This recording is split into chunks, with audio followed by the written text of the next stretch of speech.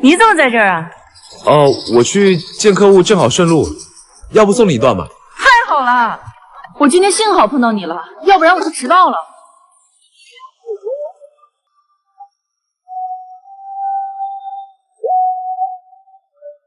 怎么了？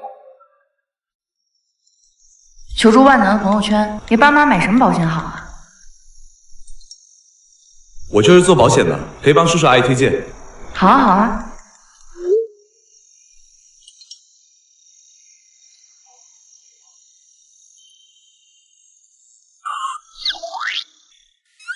天底下哪有这么巧的事情？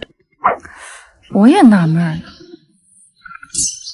你说他是不是个卖保险的骗子？不排除这种可能。